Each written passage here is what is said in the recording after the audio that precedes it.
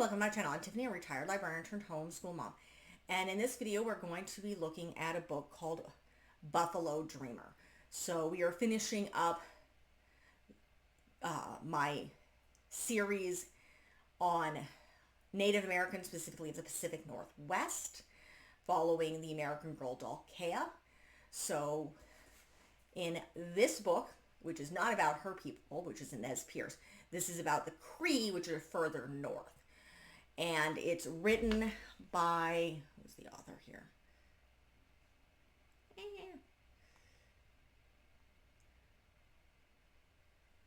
Violet Duncan. So, and she is a member of the Cree tribe. So, and in this story, I think the main character is also named Violet. Let us see. I think that's... No, her name's Summer. So, that is the name of our main character. Which is strangely enough the name of one of the other American Girl dolls, just not a historical one. So, I love the start of this book because it's absolutely utterly hilarious. And it shows this strong Native American woman. So this is Summer's mother. And they're at the border and they have their native identification cards. And this should get them over the border. They should not need their passports. They have them. But rather than doing the easy way, her mother insists they try to talk to Summer, who's a teenager, and she's like, my daughter is a minor. She's not involved in this. And then she hands the border agent a copy of the law, which apparently she carries with her. Summer makes a point of saying that. And they come back with another border agent who lets them through. Looks at their paperwork and lets them through.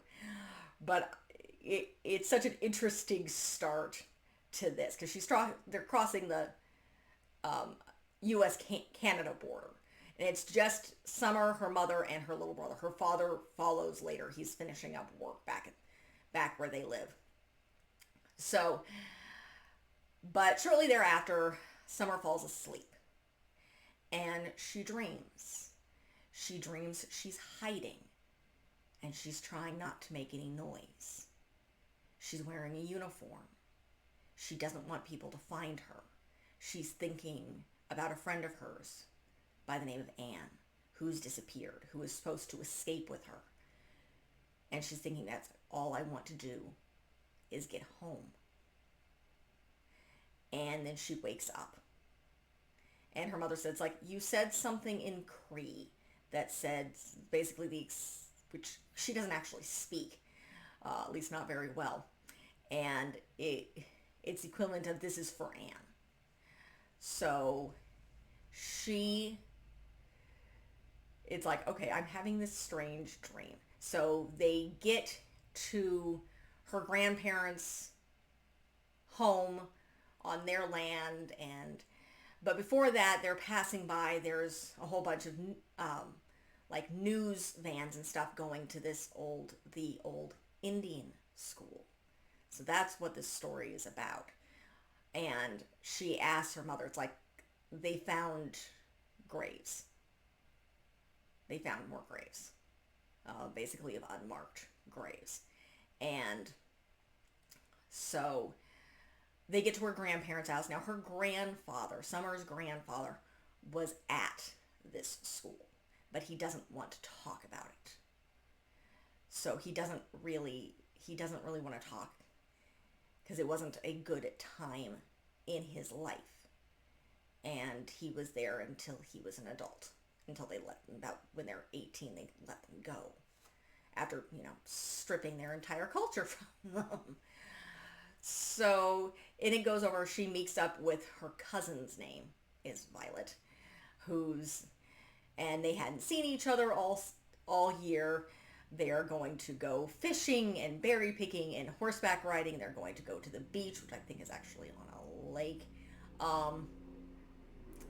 But again, it crosses this with kind of her them being part of this big family circle in her grandparents' home and her aunts and uncles and her cousins, and how her little brother is going, Sage is going fishing with their grandfather and catching fish, and how they have their own cabin, which is kind of just one big room where their parents sleep on a sleep pull out couch by the window. Her brother have bunk beds, and there's like a kitchen space in the middle.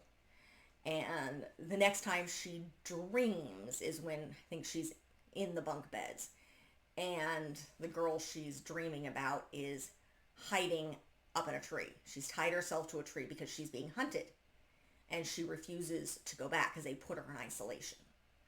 And that's what they did to her friend Anne a lot, because her friend Anne rebelled a lot. And then shortly before they were supposed to escape together, Anne disappeared. And they said she ran away. But she, our character, is Buffalo Dreamer. That is her name.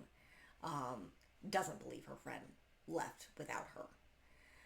So, and then you kind of go through a little bit more of the day-to-day life of them picking plants and riding horses and listening to their elders and doing all sorts of things over the summer.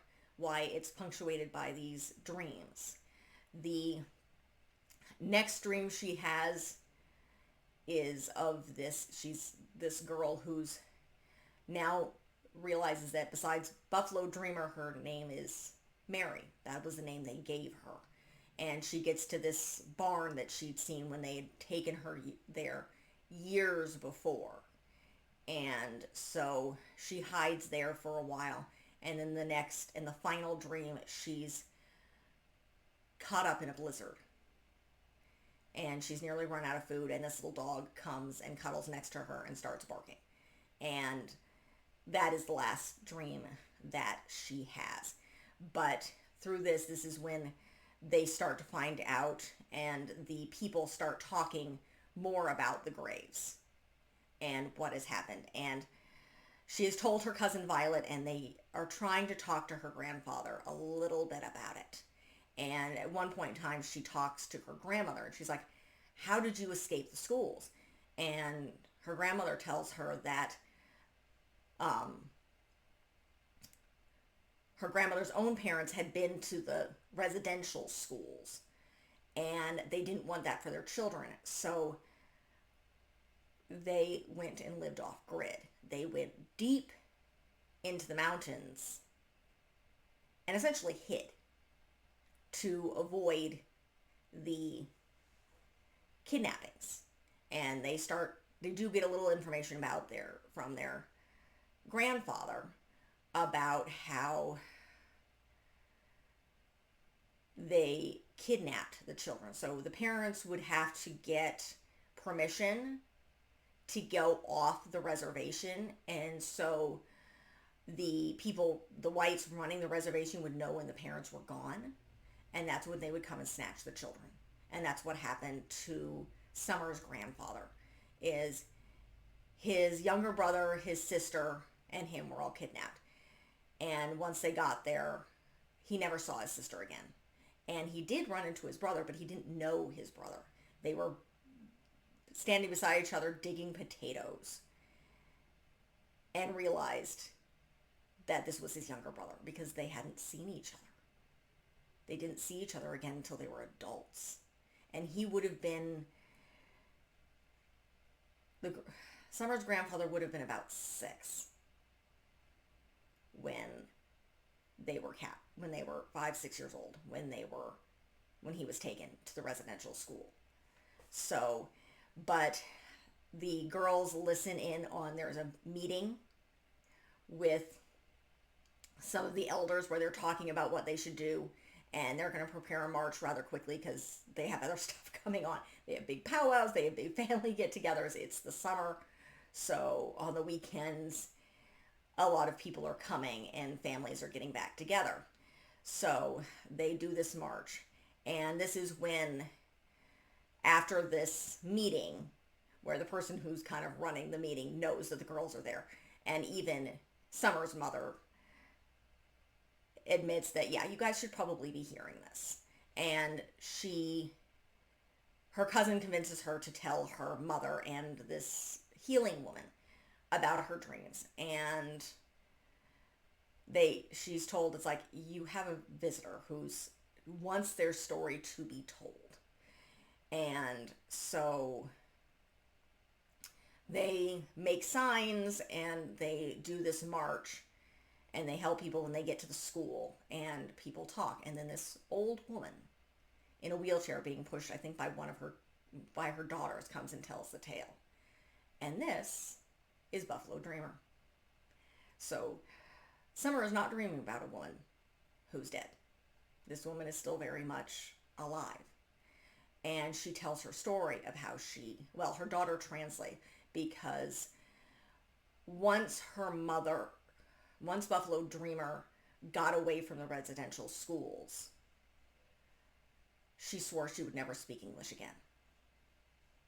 And so her daughter translates for her about how she escaped and how she believes that her friend Anne, who was kind and gentle and helped the younger children who were away from their parents, had been stolen away, told they couldn't be who they were anymore, that everything they knew was wrong. And she would cuddle them and reassure them. And then she would disappear. Then she disappeared, and they believe she's buried. They believed she was buried underneath an oak tree on the property. And she talks about how the name was Mary, and how she was actually found. The little black dog, barked a lot and alerted this couple, who found her and nursed her back to health. And eventually she got married and had children. And so at the end of this speech, Summer comes and approaches her. Now Violet was able to get some information, so they knew she was alive by this time, because the last dream Summer has is she is nearly dying in a blizzard. And so Summer comes up and the woman recognizes her. And she says, when I heard about this, basically translate from her daughter, I sent my memories away. And I had no idea they would go to you. And what I would get back, because her Buffalo Dreamer was dreaming about Summer's life, about her family and her dad and her having fun with her cousins. And she's like, you gave me such a wonderful gift, because I'm seeing our people thrive again. I'm seeing our youth thrive again. And it helped Summer understand more about what had happened and how it had destroyed the people. And her grandfather talks a little bit about it. It's like, he was taken from his family. They were stripped of who they were and their people. They were kidnapped. And they never saw their families again. I mean, and so many died. And they were just buried unceremoniously in unmarked graves, because they were beaten to death or starved to death or died of disease. And they didn't care. It was very much just like it was in the United States. It was kill the Indian, save the child, is what they called it, rather than kill the Indian, save the man. It's a dark portion on history. And that boarding school actually did not close until the 90s. So that is one interesting difference between the U.S.'s schools, which were all shut down roughly around the late 1960s, early 1970s, while a lot of the Canadian schools didn't close until the 90s. I think when I did my research, the last of the boarding schools didn't close until 1997. And so and I don't know if they were still kidnapping the children, but I do know, just loose research, that until recently it was still legal for social services to take Native children from their families. Why in the U.S., I think it's been illegal since the 70s. They can't do that anymore because on most tribal lands, they control their social services. So, and that's something I've also learned from my husband because he works for one of our local tribes. He's a public defender, one of our local tribes. So, but nonetheless, I enjoyed this book. I really enjoyed this book. It because she's going in the past and it's a connection. These are her people. This was something that happened to her grandfather and to people she knew. So this is the connection. And I don't remember if I read this before or after. I think this was after I read The Roar of the Falls, My Journey with Kea, which I did not like. And this is a better book.